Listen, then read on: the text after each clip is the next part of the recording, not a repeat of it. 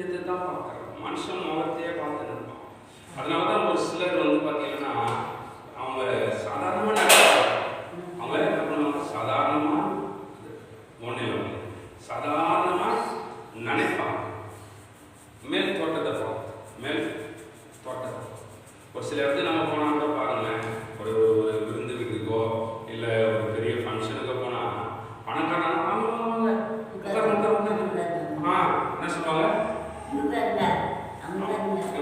பணக்காரங்கள்லாம் ஒரு பெருசாக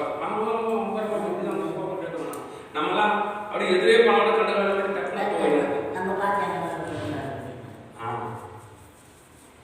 அது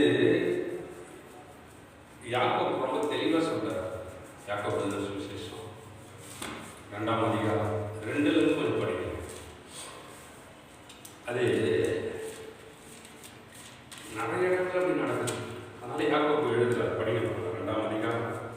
ஏனெனில் பொன் மோதிரமும் மினுக்குள்ள வஸ்திரமும் தரித்திருக்கிற ஒரு மனுஷனும் கந்தையான வஸ்திரம் தரித்திருக்கிற ஒரு தரித்திரனும் உங்கள் ஆலயத்தில் வரும்போது மினுக்குள்ள வஸ்திரம் தரித்தவனை கண்ணோக்கி நீர் இந்த நல்ல இடத்தில் உட்காரும் என்றும், தரித்திரனை பார்த்து நீ அங்கே நில்லு அல்லது இங்கே என் பாத படியண்டையிலே உட்காரு என்றும் நீங்கள் சொன்னால் உங்களுக்குள்ளே போதகம் பண்ணி தகாத சிந்தனைகளோட நிதானிக்கிறவர்களா இருப்பீர்கள் அல்லவா?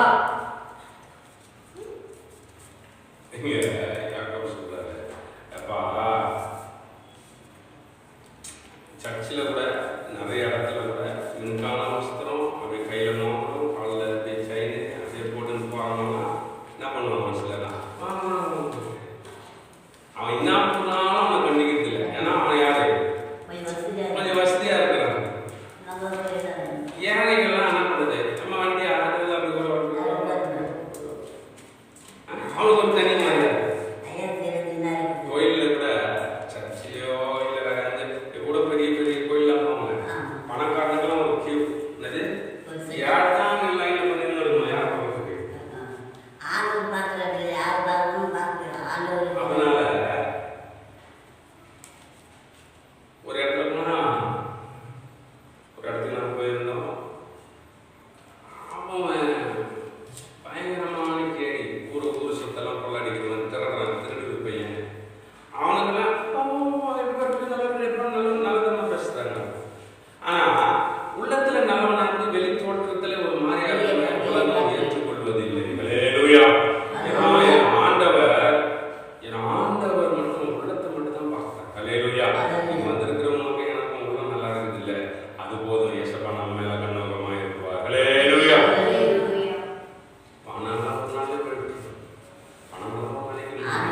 ஆனா இது உலகம் அப்படிதான் இருக்கிறது என்று ஏசப்பா அன்னைக்கே சொன்னார். நான் வெளி தோட்டத்தெல்லாம் பார்க்கறது இல்லை. என்ன சொல்றாரு, வெளியிலலாம் பார்க்கல, உள்ளத்தை நான் பார்க்கறேன்.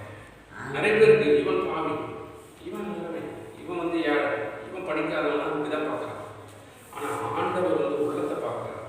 நிறைய பேர் சொல்லுவாங்க, இது வயசுகிட்ட போயிடுச்சு, இது வயசப்பா கிட்ட போயிடுச்சு அப்படின்னா. ஆனா நாம உண்மையான மனம் திரும்பி ராஜ்யத்துக்கு நம்ம தகுதியாகி கொண்டு இருக்கிறோம். ஹல்லேலூயா. ஹல்லேலூயா. இசப்பான நாட்கள் உதாரணமாக சொல்றாரு. சுவிசேஷம் 7ஆம் அதிகாரம் 39ஆம் வசனம் வாசிங்க. அவரை அழைத்த பரிசேயன் அதை கண்டபோது, இவர் தீர்க்கதரிசியா இருந்தால் தம்மை தேடுகிற ஸ்திரீ இன்னார் என்றும் இப்படிப்பட்டவள் என்றும் அறிந்திருப்பார், இவள் பாவியா இருக்கிறாளே என்று தனக்குள்ளே சொல்லிக் கொண்டான். ஒரு காரியத்தை நடக்குது. ஒரு மனுஷன் ஏசப்பா இடத்துல வருந்தி கேட்டுனான், ஏசப்பா நீங்க எங்க வீட்டுக்கு வாங்க, வீட்டுக்கு வாங்க, வீட்டுக்கு வாங்க, சாப்பிட்றதுக்கு வீட்டுக்கு இல்லை வாங்க, வீட்டுக்கு வாங்க. சரிங்க ஏசப்பா நான் போனார். போயிட்டு வீட்டில் அமர்ந்துருக்கிறாங்க. அவரும் விசேஷம் எல்லாரும். ஆனால் கொஞ்ச நேரத்தில் அங்கே மரியாதை எனப்பட்ட ஒரு சகோதரி நான் வராங்க. ஏசப்பா அவர் உண்மையுள்ள தேவன், அவர் இடத்துல போனால் நமக்கு பாவம் இல்லாத பரலோக ராஜ்யத்தை தருவார் என்று அவருக்கு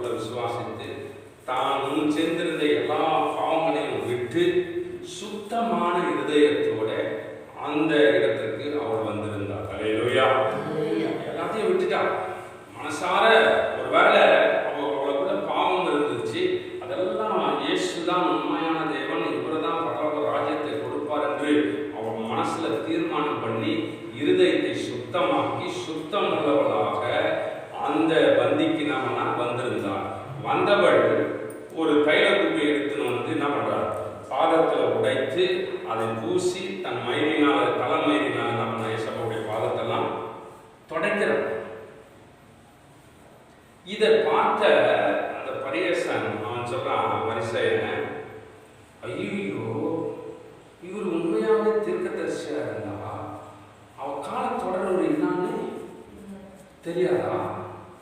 அவளே பாவியான ஸ்திரீயாச்சே, அவளை தொடர்பு அவளை வேற தொடராளே அப்படி என்று அவளுடைய மேல் தோற்றத்தையும் அவளுடைய மேல இருக்கிற எல்லா காரியங்கள்லாம் எல்லாரும் என்ன செய்யறாங்க பார்க்கறாங்க. ஆனா அவள் உண்மையாவே மனம் மாறிட்டா இயேசுப்பா கிட்ட ஒப்பு கொடுத்திருப்பாள். இயேசுதான் என் பாவத்தை கழுவ வல்லமை நிறைஞ்சவர் என்று அவர் சொல்லு. அதுக்கு உதாரணமாக தன் கண்ணீரால அவர் பாதங்களை கழுவி தன் தலை முடியினால என்ன பண்றார், துடைக்கிறார். துணி வச்சு துடைக்கிறார். தன்னுடைய தலைமுடியினால என்ன பண்றார். ஏன் தலைமுடியினால சொன்னா, பெண்களுக்கு ஆண்டவர் கொடுத்திருக்கிற இந்த முடி எதுக்கு சமம் தெரியுமா? பெண்களுக்கு கொடுத்திருக்கிற ஒரு மகிமை. இல்லையா சொல்லுவாங்க, இந்த முடி எல்லாருக்கும் எப்படியது மகிமை. தன்னுடைய பெருமை மகிமையா இதெல்லாம் என் ஆண்டவருக்கு தான் சொந்தம் என்று சொல்லி தன் தலை முடியினால அவருடைய பாதத்தை நம்ம தொடச்சார். யூதர்களுக்கு ஒரு வழக்கம் இருந்துச்சு. என்ன வழக்கம்னா, தன் வீட்டுக்கு யாராவது இன்னைக்கு கூப்பிட்டா, இன்னைக்கு நம்முடைய வீட்டுக்கு யாராவது கூப்பிட்டா நம்ம என்ன செய்யலாம், சரி ஒரு தண்ணி சாப்பிட்றீங்க, டீ சாப்பிட்றீங்களா, உட்காருங்க அப்படிலாம் நம்ம சொல்லலைன்னா வந்து விருந்தாளிக்கு நினைப்பாங்க. கண்டுக்காது.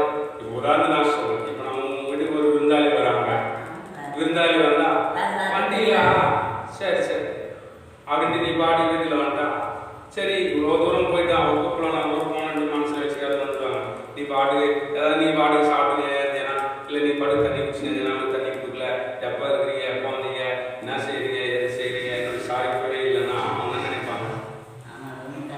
அதுபோல நம்ம விசாரிக்கணும். நம்முடைய பண்பாடு என்னது, வீட்டுக்கு வந்து அவங்க விசாரிக்கணும். வாங்க தண்ணி சாப்பிடுங்க, உட்காருங்க, சாப்பிடுறீங்களா, டீ போடவா, இல்லை ஏதாவது குடிக்கிறீங்களா நம்ம கேட்கணும். இதுதான் நம்முடைய பண்பாடு. ஆனால் யூதருடைய வழக்கம் வந்து வீட்டுக்கு வர்றவங்களை என்ன செய்யணும், கால் கழுவுறதுக்கு தண்ணி கொடுக்கணும், தவறு கொடுக்கணும்.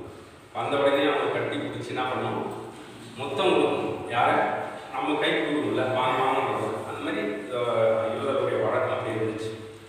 ஆனால் இந்த பரிசேயன்